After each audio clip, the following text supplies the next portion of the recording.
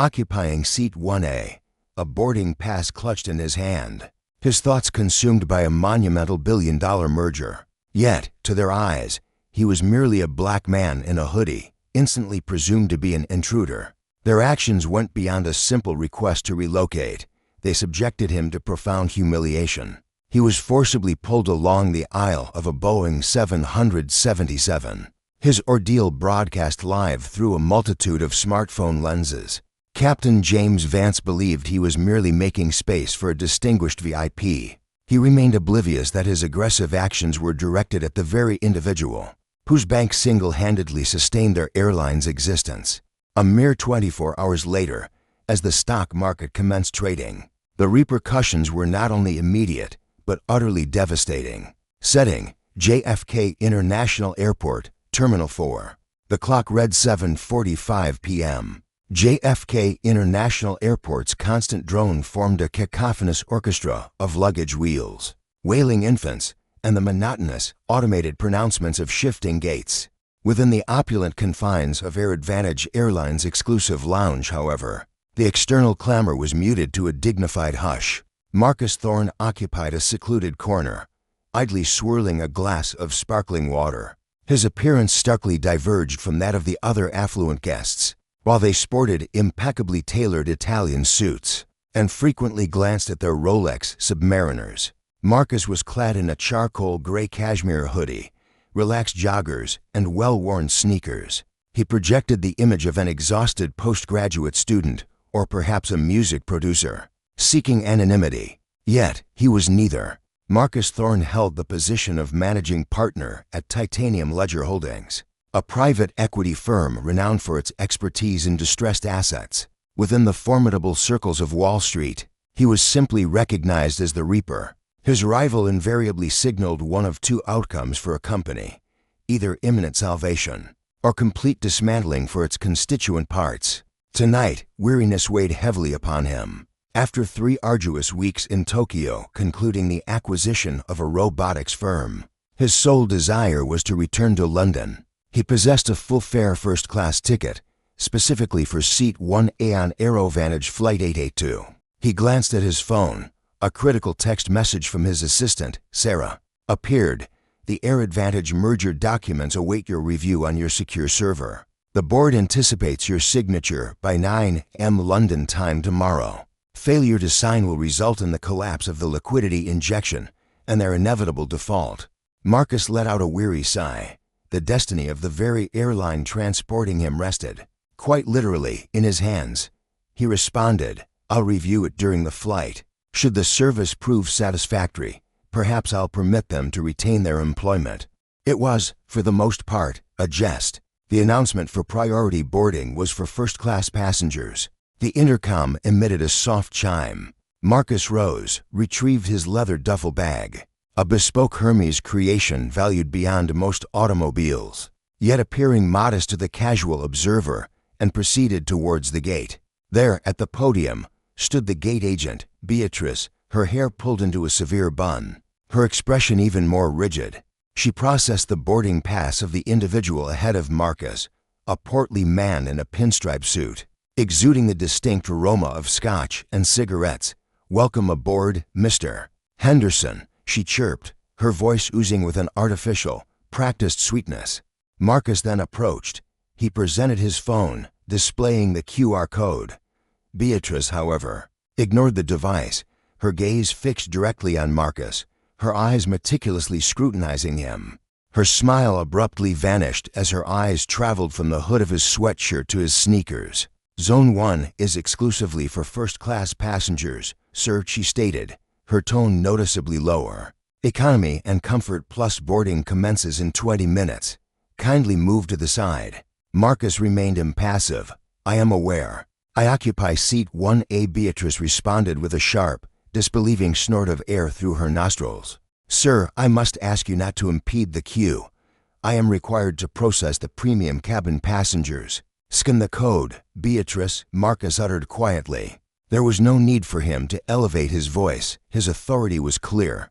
Irritated by his casual use of her name, she paused, then abruptly seized the scanner. Pointing it at his phone, She fully anticipated the harsh red alert of a zone mismatch. Instead, green light. Seat 1A, Thorne, Marcus. Beatrice's gaze was fixed on the display. Her eyes fluttered, shifting from Marcus to the screen and back again. No hint of an apology appeared, only a puzzled furrow of her brow, as if the machine itself had erred. "The boarding pass is valid," she grumbled, thrusting his phone back without meeting his gaze. "Proceed down the jet bridge, then make a left." "Much obliged," Marcus responded. He moved past her, acutely aware of the piercing stares from those waiting in line, boring into his back. Stepping onto the Boeing 737er, he found the cabin immaculate, bathed in a gentle, ambient glow. He located Seat 1A, an expansive private suite complete with a sliding partition. After stowing his luggage, he settled in and let out a deep breath. At last, 7 hours of uninterrupted rest, followed by a crucial signature on a vital document. Soon, he would be back where he belonged. He shut his eyes, and a mere 10 minutes drifted by. As the cabin steadily filled, flight attendants bustled about, offering pre-departure champagne. One attendant, Jessica Young, her weariness already apparent, paused beside his seat. "Would you care for some champagne, Mr. Thorne?" she inquired gently. "Just water, if you please." "No ice," Marcus answered, a slight smile playing on his lips. With a nod, she promptly reappeared, presenting a sparkling crystal glass. Marcus took a sip, then opened his laptop to delve into the financial audits of Airline Airlines. The figures were grim. The airline was hemorrhaging funds, its leadership was hubristic, its infrastructure crumbling, and they were staking their entire future on this merger with his company. "They have no idea," Marcus mused inwardly. Abruptly, a disturbance erupted at the aircraft's fore, shattering his focus. "This is absolutely preposterous. I explicitly asked for Seat 1A. My assistant verified it just this morning." The voice was shrill, nasal, and oozed with a sense of unearned privilege. Marcus lifted his gaze. In the galley stood a man, seemingly in his early 30s. His suit gleamed with an excessive sheen. His hair was slicked back with aggressive precision, and his face was a furious crimson. This, Marcus realized, was Julian Westbrook. Marcus instantly recognized him, not from personal acquaintance, but from countless tabloid headlines. Julian was the offspring of Harrison Westbrook, the reigning CEO of Airline Airlines. Julian's notoriety stemmed from two primary activities: wrecking high-end automobiles and being ejected from exclusive nightclubs. Beside Julian, the chief purser, a woman named Linda Gravel, stood her ground, a seasoned veteran of countless flights. Her expression hinted that her last genuine smile had vanished sometime around 1998. "Mr. Westbrook, if you please," she began. Linda's voice remained calm and reassuring. "The manifest indicates that seat is currently occupied. We've assigned you to B, which is an identical suite, merely on the aisle." "I refuse to be on the aisle." Julian snarled, his hand striking the galley wall with a resounding thud. "I demand the window seat. I require privacy." He then added, his voice laced with menace, "Do you even comprehend who my father is? Should I make a single call to him right now, you'll spend the remainder of your career distributing peanuts in economy class." On the red-eye flight to Cleveland, Linda's posture became rigid. The intimidation had its desired effect. A visible tremor ran through her. "Allow me to ascertain what options might be available." Linda pivoted, her gaze sweeping across the cabin. Her eyes finally settled on Seat 1A. The lead attendant observed the tech entrepreneur, his casual hoodie, worn sneakers, and a laptop bearing a rust sticker, a detail she probably dismissed as unsophisticated or low value. She didn't perceive a high net worth investor. She saw an easy mark. Approaching the tech entrepreneur's private suite, the lead attendant bypassed a knock, simply widening the door. "Sir," she declared, her voice a stark contrast to her earlier interaction with the agitated passenger, now sharp, commanding, and utterly devoid of warmth. "I require another look at your boarding pass," she stated. The tech entrepreneur, engrossed in an audit report, slowly raised his gaze, then deliberately lowered his reading glasses. "I've already presented it at the gate and to the lead attendant," he calmly responded. "There appears to be a duplicate. A system booking error was indeed present. The lead attendant fabricated her claim, her expression unwavering. "I must confirm your ticket class," she insisted. The tech entrepreneur retrieved the pass on his device once more. "Seat 1A, purchased at full price." The lead attendant cast a dismissive glance, pointedly disregarding the full fare detail, "Right? Well, regrettably, a system override has occurred. This particular seat is designated for a high-priority airline associate. We will require you to relocate." The tech entrepreneur paused, a beat of silence. "Relocate to where?" he inquired. "We have an available seat in economy comfort, specifically row 14. It offers additional legroom," she announced, her tone implying a generous concession. "I disbursed $12,000 for the specific seat," the tech entrepreneur stated, his voice maintaining an unnervingly composed quality. "I will not be relocating to row 14. Sir, this flight is at maximum capacity. It is standard airline protocol that we may reassign seating due to operational requirements." "Operational requirements?" The tech entrepreneur let out a low, sardonic chuckle. "Are you implying the individual causing a scene in the galley requires my designated seat?" The lead attendant's complexion reddened. "That passenger holds VIP status. I am now courteously requesting you to collect your belongings and proceed to seat 1 for C. I shall provide you with a travel credit to compensate for the price disparity." "No," the tech entrepreneur firmly replied. He redirected his attention to his laptop. "I am not relocating." The lead attendant remained motionless for a beat, taken aback that her authority was being directly defied. She was unaccustomed to individuals in casual attire refusing her directives. Pivoting sharply, the lead attendant strode purposefully back towards the galley. The tech entrepreneur then discerned hushed murmurs, followed by the distinct sound of weighty footsteps. From the cockpit, the seasoned captain appeared, a figure with distinguished silver hair and for authoritative stripes adorning his shoulder. With 3 decades of flight experience, he held the conviction that his pronouncements aboard the aircraft were absolute. He advanced towards seat 1A, with the lead attendant and the agitated passenger following in his wake, resembling a subservient entourage. "Trouble brewing, everyone?" Captain Vance inquired, his gaze fixed on Ethan Blackwood. "This individual is unwilling to surrender the seat to Mr. Sterling," Sarah stated, her arms folded. Captain Vance bent low, his hand resting on the rear of Ethan Blackwood's seat. "A clear breach of personal space, young man," he declared, uttering words that caused Ethan's jaw to clench.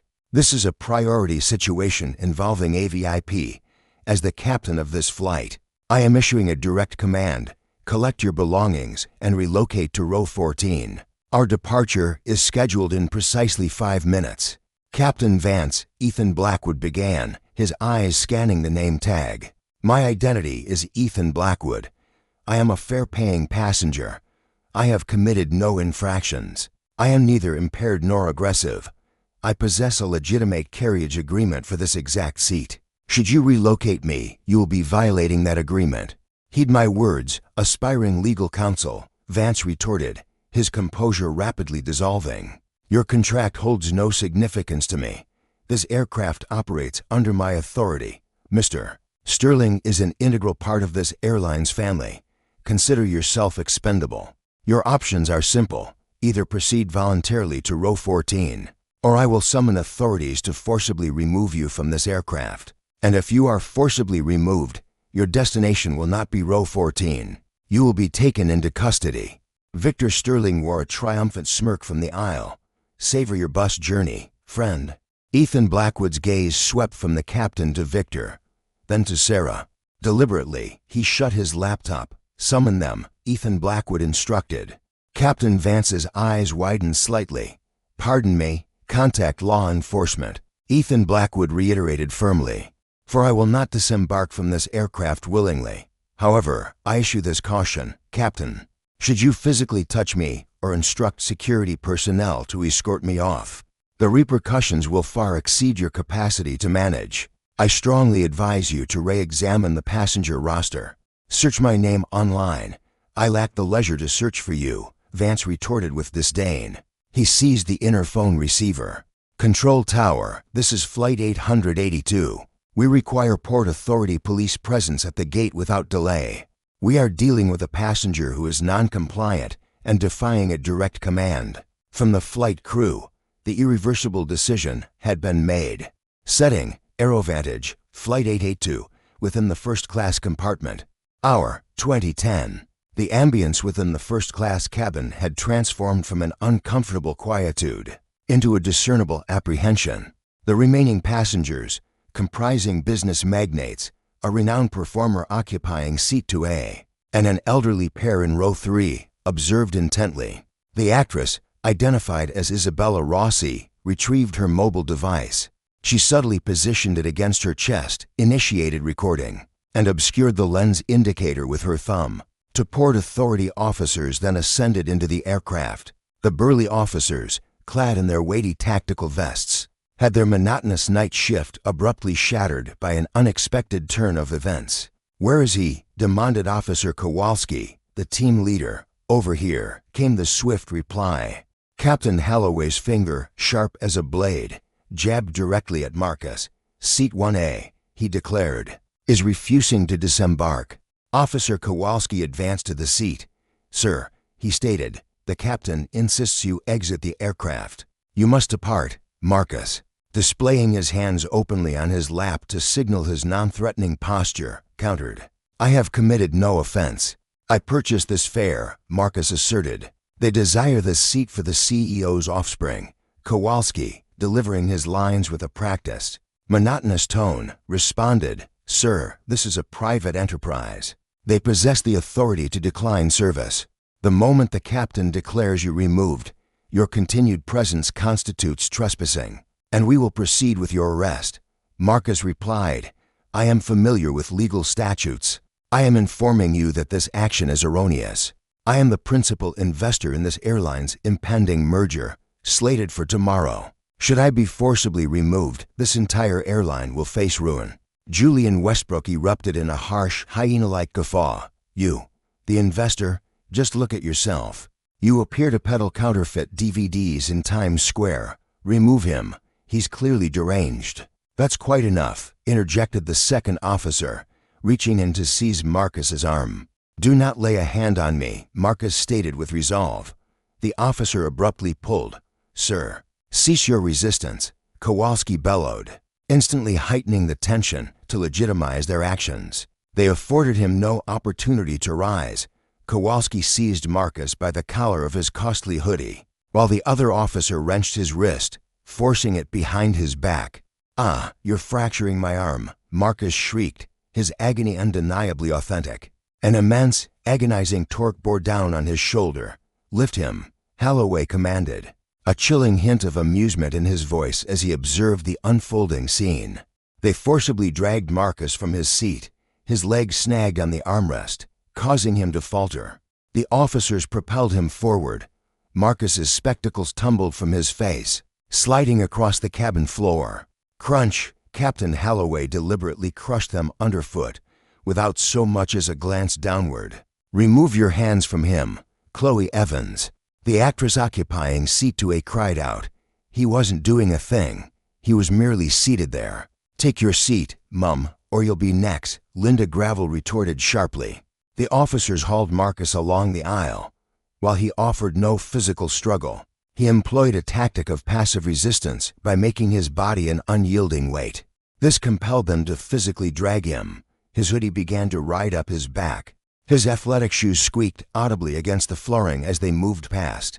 Julian Westbrook, the CEO's heir, leaned in closely and hissed, "Understand your station. Refuse." Marcus's gaze met Julian's directly, even amidst the pandemonium. With his arm contorted and his face pressed against an unfamiliar shoulder, Marcus's expression betrayed no defeat.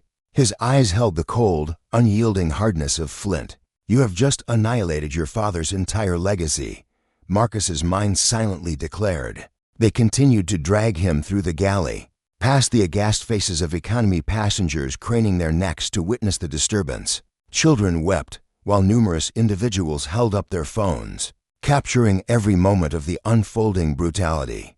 They converged upon the jet bridge entrance. The officers forcefully propelled Marcus ahead. He stumbled, bracing himself against the chill. "You are under arrest for unlawful entry and disorderly conduct."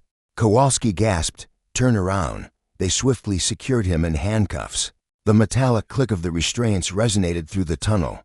Within the aircraft, Captain Holloway meticulously adjusted his uniform. He faced the cabin, adopting his most captivating pilot's grin. Then, he grasped the PA microphone. "My sincerest apologies for the hold-up, everyone.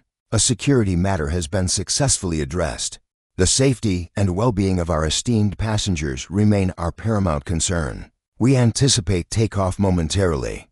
Flight attendants, prepare for cross-check." Julian Westbrook settled into seat 1A. He extended his legs, luxuriating in the warmth still lingering in the space from Marcus's presence. He instructed Linda, "Fetch me a double scotch, and have someone sanitize this armrest. It feels unclean." Linda offered a hesitant smile, responding, "Immediately, Mr. Westbrook." On the tarmac outside, a police cruiser idled. They forcibly pushed Marcus into the rear seat. His shoulder pulsed with pain. His wrist oozed blood where the restraints had dug into his flesh. He remained in the patrol car's dim interior, observing the colossal Boeing 707 begin its pushback from the gate. He witnessed the engines roar to life. He observed the aircraft, carrying his vacated seat, and the haughty air of the man who had pleaded for his funds, taxiing towards the runway. The officer occupying the front seat pivoted. "Got yourself a lawyer, pal?" Marcus gazed through the window. A deliberate, chilling smile slowly broadened on his features. "I have no need for legal counsel," Marcus murmured. "I require my phone." "You'll be able to make a call once we reach the station."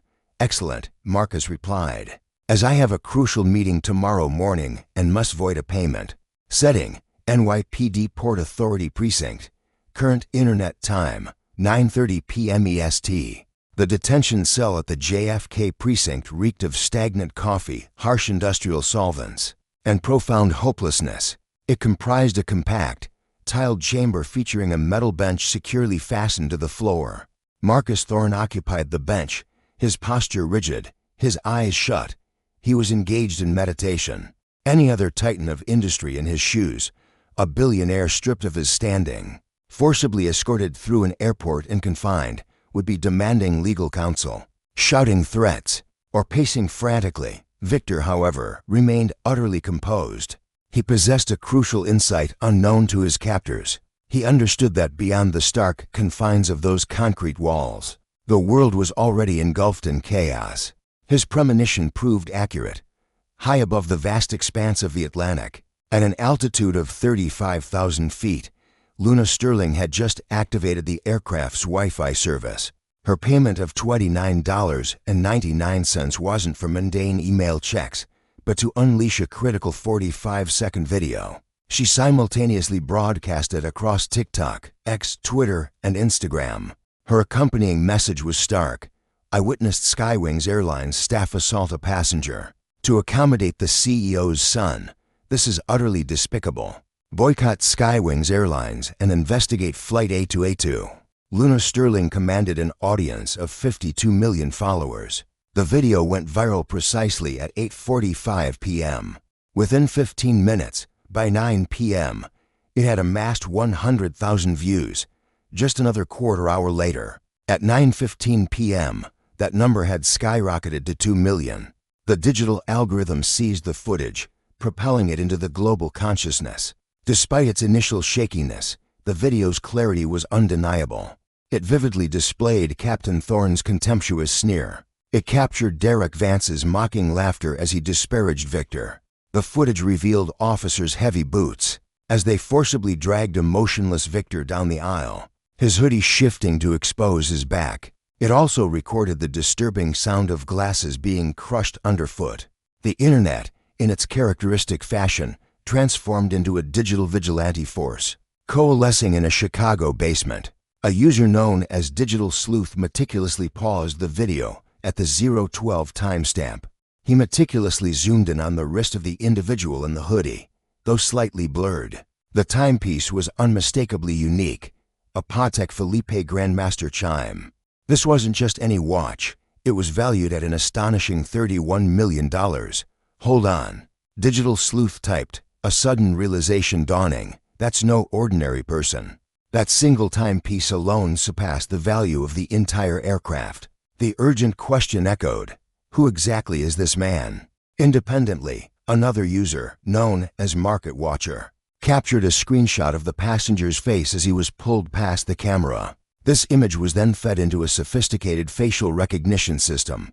The system returned a near-perfect 99.8% match, Victor Thorne, the managing partner of Titanium Ledger Holdings on Wall Street. Market Watcher immediately shared the side-by-side comparison, adding a single, stunned word, unbelievable.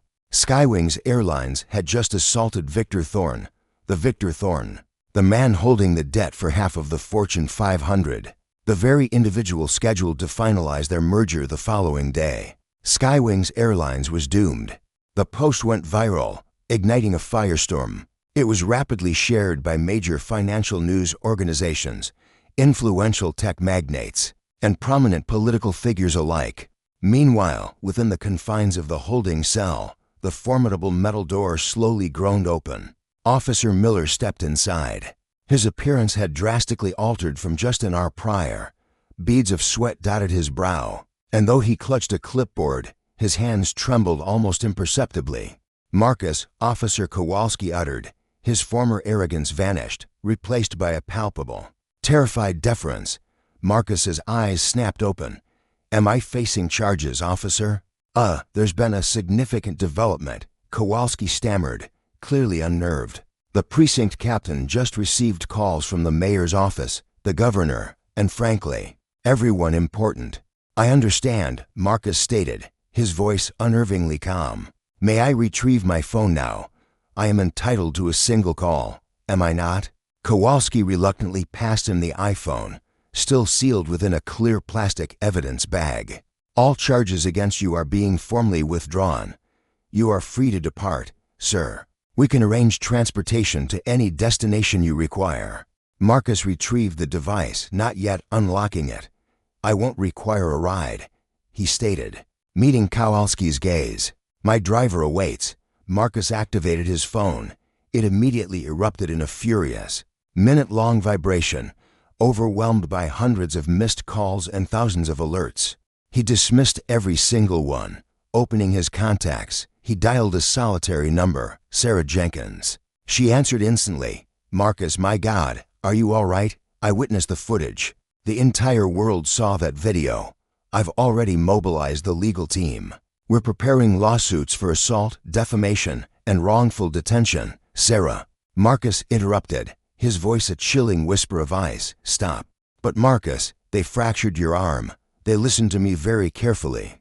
Is the merger agreement for AeroVantage still awaiting my signature? Yes, it is. It's stored on the secure server. The deadline is precisely 9 a.m. London time, Marcus declared. Initiate Protocol 0.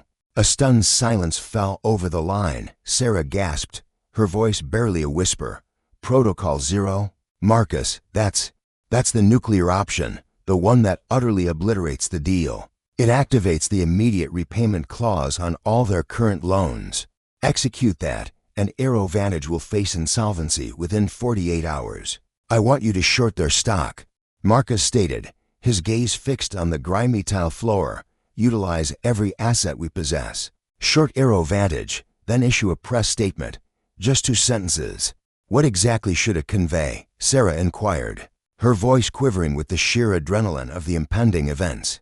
Marcus rose to his feet, gently massaging his aching wrist. Inform them that Titanium Ledger Holdings is formally retracting its acquisition of AeroVantage Airlines, citing a profound loss of confidence in their leadership. Furthermore, we are demanding immediate repayment of all outstanding debts. Understood. Consider it done. Marcus ended the call. He then turned his gaze to Officer Kowalski, who stood transfixed, eyes wide with shock, having overheard every single word. Officer, Marcus inquired with a disarming pleasantness, is there a vending machine in the vicinity? I find myself rather parched. Location, AeroVantage Global Headquarters, London, UK. Time, 8:15 a.m. GMT, a full 5 hours ahead of New York. The executive boardroom, situated on the 45th floor of London's iconic Shard, presented a breathtaking panoramic vista of the city, yet not a single soul was gazing out the windows.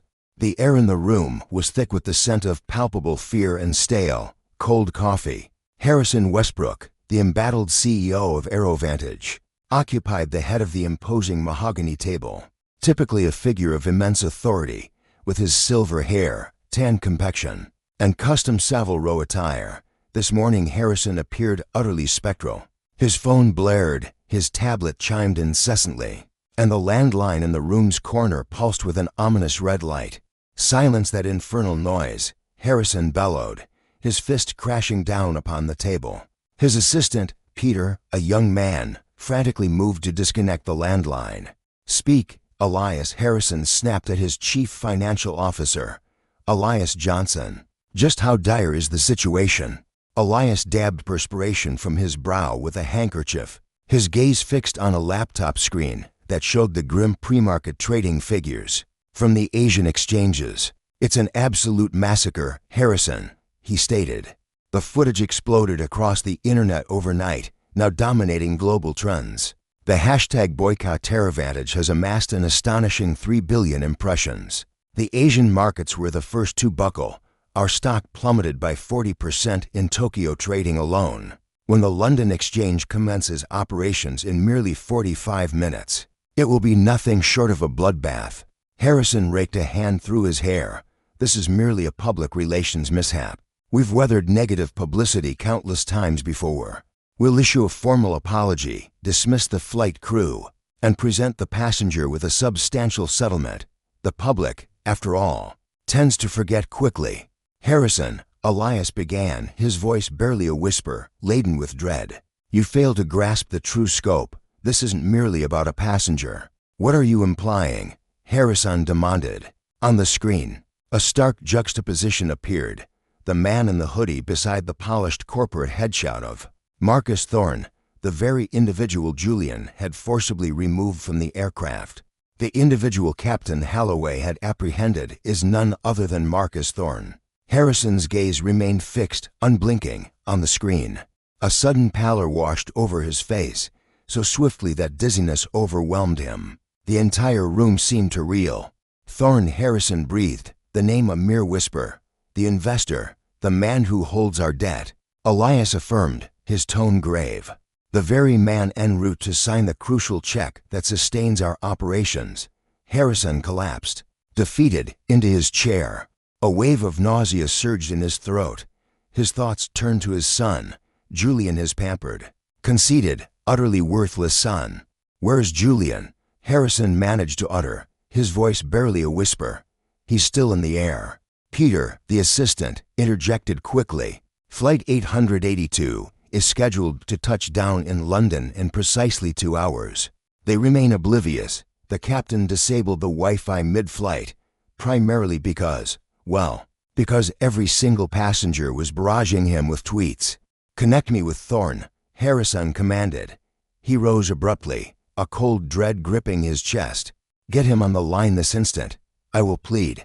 I will grovel. I will deliver Julian's head on a silver platter if necessary. Connect him to me immediately. We made the attempt, Mr. Sterling." Ms. Albright, the chief legal officer, stated from across the conference table. "His legal representatives are refusing our calls, however."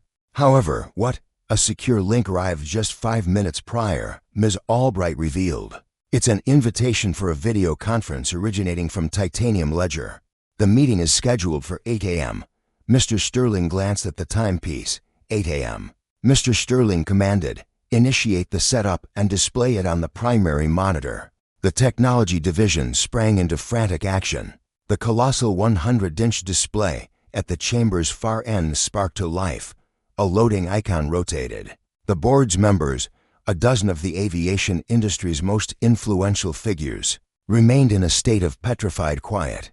They understood that a collapse of this merger would utterly obliterate their stock options, their retirement funds, and their professional standing. Precisely at 8 a.m., the display turned dark, then a live camera feed materialized. This was no corporate boardroom. This was no executive office. Instead, It was the rear compartment of a lavish SUV navigating the vibrant, neon-drenched avenues of New York City after dusk. Mr. Cale occupied the back seat, still clad in his unassuming gray hoodie. His spectacles were absent, having been shattered on the floor of a Boeing 777. He elevated his phone, capturing himself in a self-portrait video. "Good morning, London," Mr.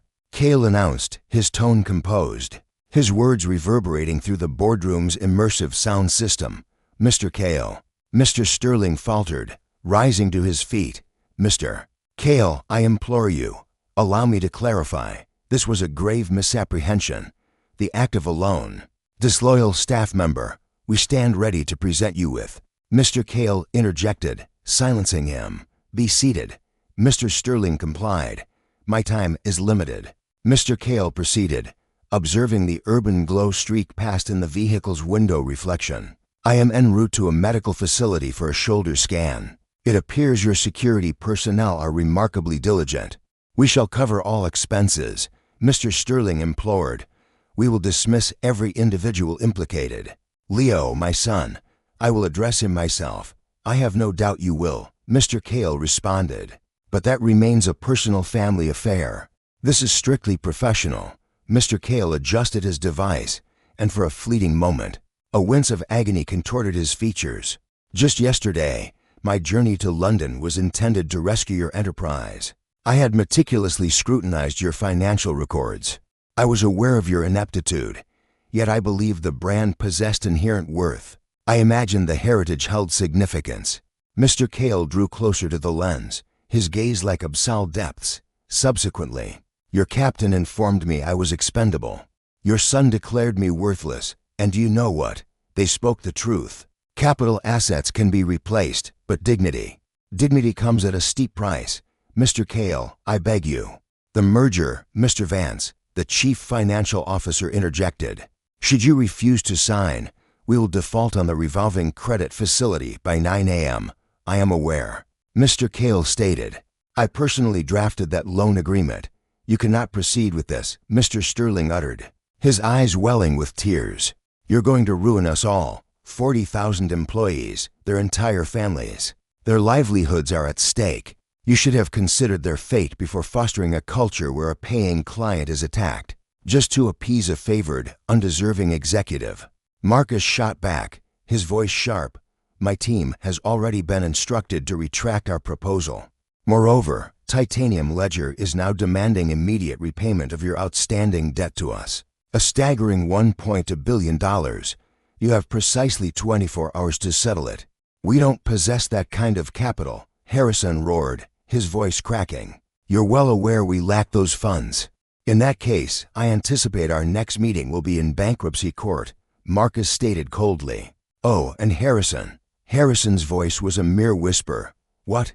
Harrison's shoulders shook with silent sobs. Marcus continued. "I've also opened a substantial short position on your company's stock, precisely matching the value of your outstanding debt. In a mere 20 minutes, when the London market opens, I will reclaim every single penny I lost on that plane ticket, and then some." Victoria gasped, her voice barely a whisper. "You're a monster." Marcus's lips curved into a chilling smile, a grimace befitting the Reaper himself. "No, Victoria," he countered, his voice devoid of warmth. "I am merely a passenger in seat 1A. Enjoy your flight."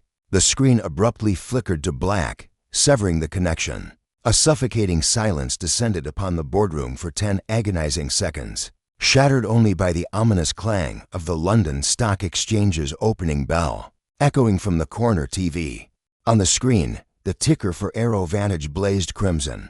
Aero's value plummeted 65%, then 70%, then a staggering 85%. Trading was immediately suspended due to extreme volatility, but the intervention came too late. The company was irrevocably doomed. Harrison Westbrook buried his face in his hands, utterly defeated.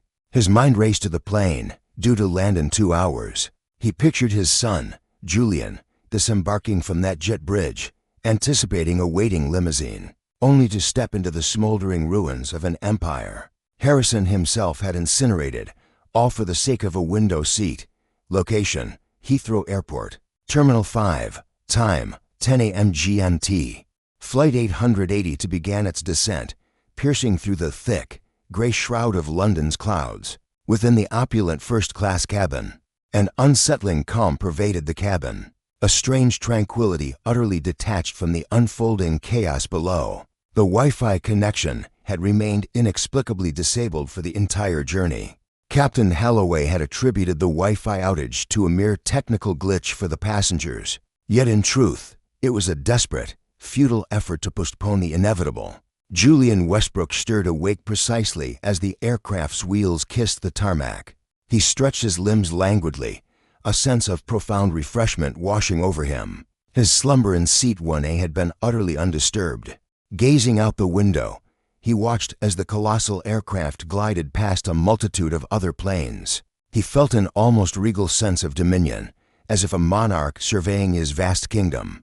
Yet another flawless landing, he murmured to himself with a hint of self-satisfaction. He then promptly pressed the attendant call button. Linda Graval materialized at his side in an instant. Her complexion was ashen, her makeup smeared, and her eyes flickered with palpable anxiety. "Fetch my coat," Julian commanded imperiously, "and instruct the gate crew to prepare the VIP card immediately. I have no desire to walk all the way to immigration." "Yes, Mr. Westbrook," Linda whispered. She handed him his coat with shaking hands. "What's wrong with you?" Julian scoffed, noticing her tremor. "Turbulence gets to you." "Something like that," she mumbled, hurrying away. The plane docked at the gate. The seatbelt sign pinged off. Usually, the first-class door opened, and the elite passengers were whisked away before the masses in economy could even stand up. But today, the door didn't open immediately. Instead, through the window, Julian saw flashing blue lights on the wet tarmac, lots of them. Must be a dignitary on board. Julian thought adjusting his tie, and finally the cabin door swung open. But it wasn't the smiling ground staff waiting. It was 3 officers from the Metropolitan Police.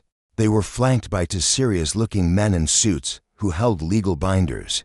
Captain Holloway stepped out of the cockpit smiling, ready to greet the ground staff. "Gentlemen, to what do we owe the Arthur Holloway?" The lead officer interrupted. "Captain Holloway," he corrected, bristling. "You are being detained for questioning regarding an incident of assault and unlawful imprisonment. Under the Aviation Security Act, please come with us." Holloway's jaw dropped. "This is absurd. I am the captain. I have authority over—" "Not anymore, mate," the officer said, guiding him firmly by the elbow. Julian Westbrook chuckled from his seat.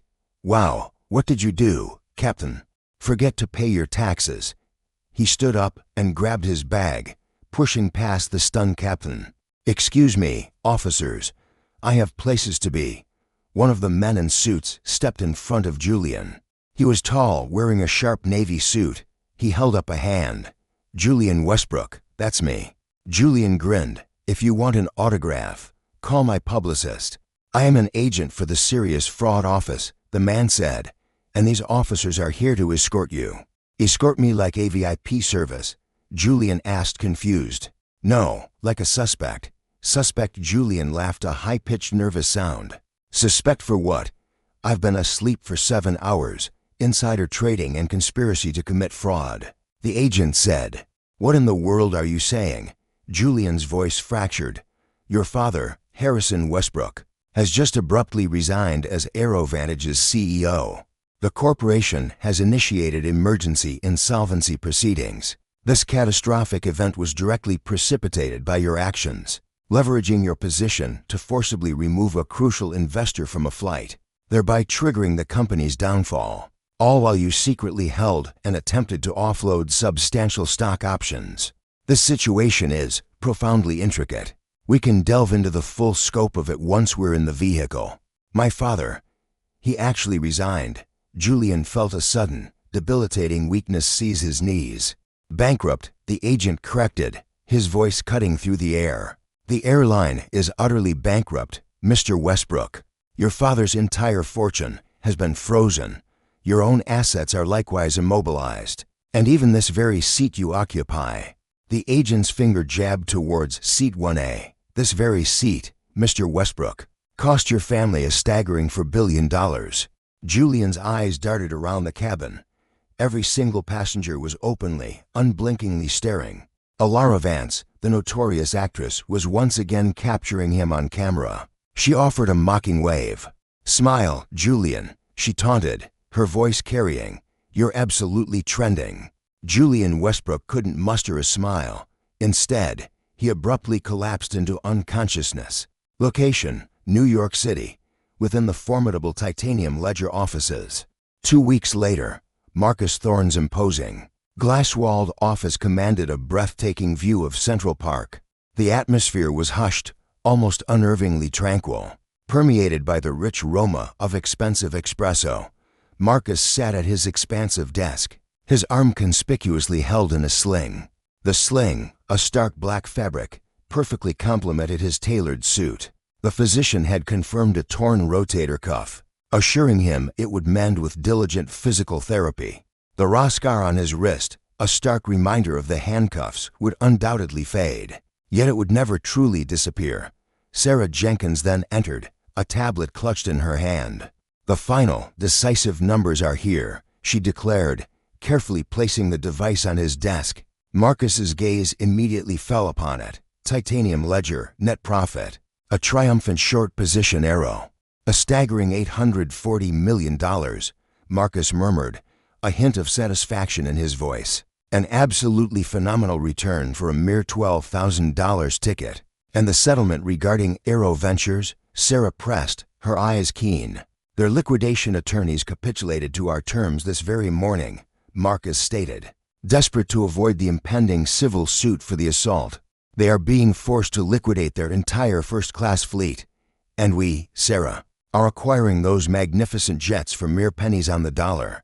Sarah questioned, "What's your plan for a dozen Boeing 777s? Marcus rose and moved towards the window. He declared, "I'm launching a new airline." Sarah's eyebrow arched in surprise. "Truly?" "Indeed," he affirmed. "It shall be named Pax, which is Latin for peace." He then pivoted to face her. "And a singular, unyielding decree will be etched into the company's foundational charter. The chief executive officer will occupy an economy seat without exception, every single journey. Furthermore, the passenger in seat 1A holds ultimate authority." Sarah then inquired, "And what fate awaits the Westbrooks?" Marcus's gaze returned to the urban sprawl. "Harrison is currently embroiled in an SEC investigation concerning his negligence. He's liquidating his Hamptons property to cover legal expenses. As for Julian, he's presently free on bail, yet he's been barred from all commercial air travel across the entire Western Hemisphere. He's relegated to bus travel." Marcus then retrieved a photograph from his desktop. The image was a frozen moment from the footage depicting his forcible removal from the aircraft. It depicted a brutal, unsightly, and utterly humiliating event. He hadn't concealed it. Instead, he had it framed. "Why do you retain that?" Sarah inquired gently. "As a reminder," Marcus stated, "true power isn't defined by the attire one wears or the position one occupies. It's about your actions when others attempt to pull you into the depths." He then grasped his bag, the familiar, worn Hermes duffel. "Let's go, Sarah. Where is our destination?" "The airport." Marcus offered a slight grin. "I must board a flight, and on this occasion, I believe I'll choose a seat towards the rear. I've heard the individuals in that section are more agreeable." Setting: JFK International Airport, Terminal 4. Half a year hence, the metamorphosis was complete. While AeroVantage's branding had previously shrieked exclusivity with its gilded signage and plush ropes, the newly unveiled Pax Airways terminal exuded a refreshing ambience. The interior walls were adorned in a soothing slate blue, and the stark divisions segregating first class from economy at the boarding gates had vanished. Marcus Thorne positioned himself on an elevated platform before Gate B30. Behind him, clearly discernible through the expansive floor-to-ceiling glass, rested the premier vessel of his nascent fleet, a Boeing 700 and some 7,300er. Yet, it bore no resemblance to the instrument of subjugation that had transported him half a year prior. Its fuselage was coated in a matte pearl-white finish. The aircraft's tail displayed a solitary, artfully designed wing rendered in deep obsidian. The designation emblazoned on its side was simply PAX. Marcus opted for neither casual comfort nor formal elegance. Instead, he presented an impeccable yet inviting image in a deep blue sport coat, paired with a crisp white t-shirt and pristine athletic shoes. Though his arm had completely mended, he sometimes traced the subtle, faded mark on his wrist, an indelible testament to the handcuffs he once wore. A profound silence enveloped the gathering of reporters, industry analysts, and passengers as Marcus leaned into the microphone. 6 months ago, Marcus commenced, his voice unwavering and amplified throughout the terminal. They informed me my dignity was a mere commodity. I was told that because I didn't fit their mold and lacked a prestigious surname, I was utterly expendable. He paused, locking gazes with the cameras. Air vintage, he declared, adhered to the notion that true luxury lay in one's ability to exclude others. They operated under the conviction that a first-class ticket conferred the privilege of demeaning others as mere cargo. Today, we enter this ideology forever.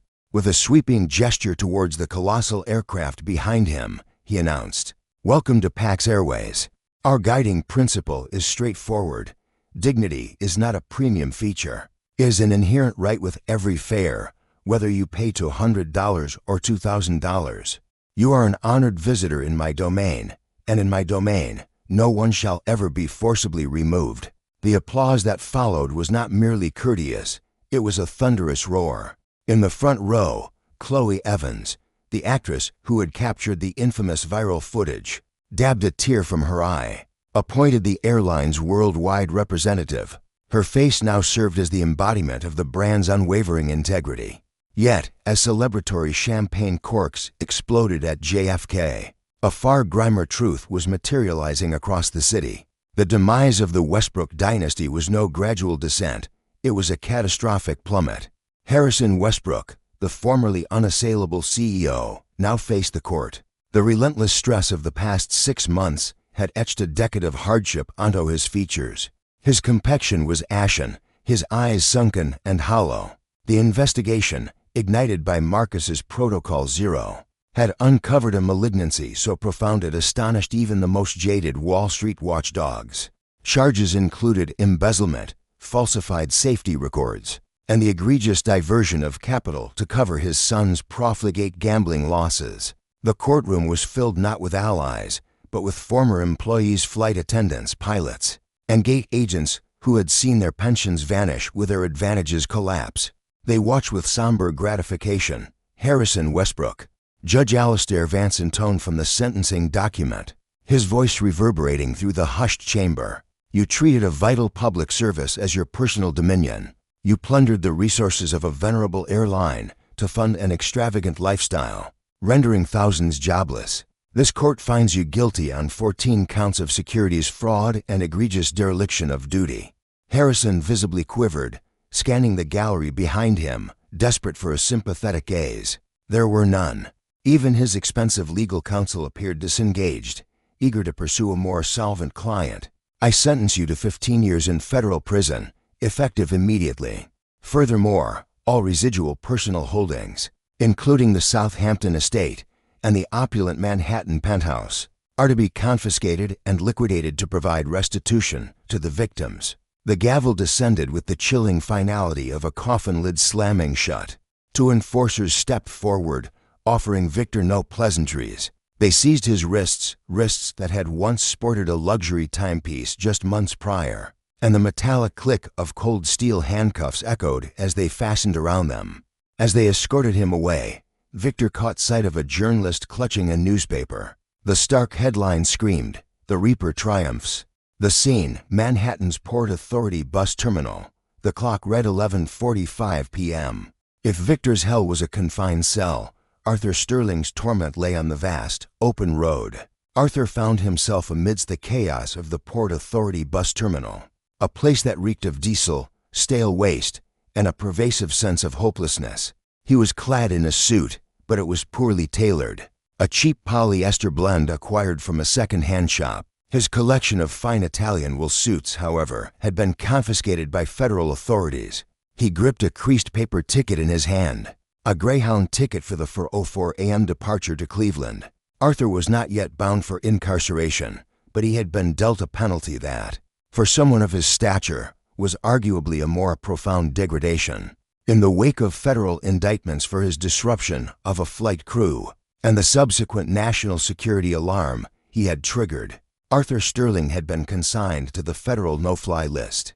His name was permanently barred from all airlines in any nation cooperating with U.S. data-sharing protocols. Next, bellowed the bus driver, a gruff, corpulent man whose shirt bore the marks of grime and whose demeanor radiated utter impatience. Arthur approached the gaping entrance of the bus. He attempted to conjure his former air of superiority, the disdainful smirk that once instilled fear in flight attendants. "I have a ticket," Arthur stated, his voice betraying a faint tremor. "I require a window seat, preferably towards the front." Ignoring the rumble of the engine, the driver fixed him with a gaze, then erupted in laughter. A guttural, derisive bark. "You think this is first class, Your Highness? You'll occupy any available space, and your luggage is your own burden." Arthur Sterling blinked. "Excuse me," he managed. "I am unaccustomed to handling my own baggage." The driver's response was swift, his voice cutting through the air as he revved the engine. "Then your belongings remain right here. Hurry or be left behind." Arthur sensed the collective gaze of the waiting queue piercing his back. He choked down his pride, a bitter, acrid taste, and hauled his cumbersome duffel bag towards the bus's side. He strained to hoist it into the grimy cargo bay, a small chip of a fingernail marking the indignity. He ascended the steps into the bus. The interior was crammed. The climate control system was defunct, and the atmosphere hung heavy with the pungent odors of tuna and unwashed bodies. He navigated the constricted aisle, his inexpensive footwear adhering to the grimy floor. Each pair of eyes he passed seemed to weigh him with silent condemnation. The first row was taken. The second, too. He continued his slow, humiliating procession to the rear. A single vacant seat remained, in the absolute last row, situated directly beside the lavatory door, which perpetually swung ajar with each jolt of the journey, unleashing a noxious blend of chemical blue disinfectant and raw sewage. Arthur forced himself into the cramped space. His knees immediately pressed painfully against the unyielding plastic of the seat ahead. No luxury of legroom, no recline function, no offer of a warm towel. As the vehicle jolted into motion, shuddering violently, Arthur gazed through the filth-smeared window. Outside, traffic remained stubbornly gridlocked on the exit ramp. The bus, despite its violent tremors, was going nowhere. Far above the urban sprawl, ascending into the nocturnal expanse, an aircraft's roar pierced the air. Arthur strained his neck. It was the distinctive white Pax Airways 707. He could see the gleaming gold wing emblem on its tail, catching the city's distant glow. It ascended effortlessly. He remained trapped. The passenger beside him, a man noisily devouring a bag of crisps with an open mouth, jabbed Arthur Sterling. "Say, friend, your face rings a bell. Aren't you the fellow from that viral video? The one who made a scene about his seating?" Arthur averted his gaze, drawing his jacket up to conceal his face. Scalding tears of profound humiliation welled in his eyes. "No," Arthur muttered into the oppressive gloom of the bus. "I am utterly insignificant." Meanwhile, aboard Pax Airways Flight 001, en route to London, at an altitude of 35,000 feet, the ambience on the maiden Pax flight was charged with excitement. But Ethan Vance wasn't sipping champagne in Seat 1A. Instead, Seat 1A was occupied by Ms. Albright, a 70-year-old retired school teacher whose entire life's travels had been confined to economy class. Ethan Vance himself had arranged her upgrade at the boarding gate. Upon learning she was journeying to meet her very first grandchild, Alexander navigated the aisle, clutching a gleaming silver carafe of coffee. "Refill, sir?" Alexander addressed a passenger in row 4. The passenger, a young businessman, gazed up, his expression morphing into stunned disbelief. "Mr. Vance, can it truly be you? Serving coffee?" "The team is busy," Alexander replied with a knowing smile, as he meticulously poured the aromatic liquid. "And besides, I personally ensure the excellence of our service." He glided through the cabin, exchanging greetings, absorbing personal narratives, and attending to every need. He was no longer the remote titan of finance. He had transformed into a gracious steward. He arrived at the rear galley and carefully placed the coffee carafe aside. Evelyn Hayes, now the coup of Pax Airways, was there, orchestrating the intricate meal preparations. "You appear utterly exhausted, Alexander," she said, offering him a chilled bottle of water. "Perhaps you should take a moment to rest. We've ensured the crew's private bunk remains available for your repose." Alexander accepted the water and gazed through the compact porthole. Below, the moon's ethereal glow shimmered across the vast expanse of the ocean. "Weariness has not claimed me," Alexander said softly. "I am profoundly alert." His mind drifted to the chilling memory of cold steel encircling his wrist. Just half a year prior, the ignominy of his public downfall still echoed in his thoughts. Then his gaze swept across the cabin. 200 souls, enveloped in comfort, treated with dignity, and utterly secure. He had dismantled a dominion built on hubris and erected a realm of honor in its place, you know. "Evelyn," Alexander said, his eyes fixed on the distant stars. "They commanded me to understand my station, and did you heed their words?" she asked. Alexander smiled. The chilling intensity in his eyes had vanished, replaced by a warmth, a profound humanity. "Indeed, my true calling lies here, in service to those whom they so carelessly overlooked." He adjusted his jacket with a decisive motion, retrieved a newly prepared carafe of coffee, and re-entered the main cabin, prepared for the next segment of his journey. "Ready," Evelyn said.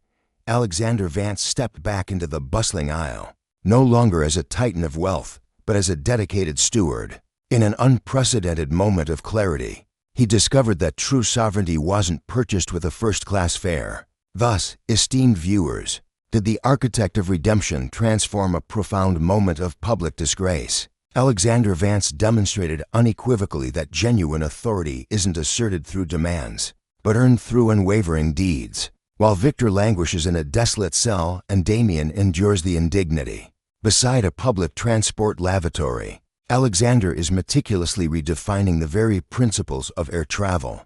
This serves as a stark, unforgiving testament that in the age of smartphones and social media, retribution doesn't merely tap, it shatters the very entrance. The Sterling Group failed to grasp that every individual encountered harbors unseen struggles, and certain among them possess the formidable capacity to extinguish your conflict before its inception.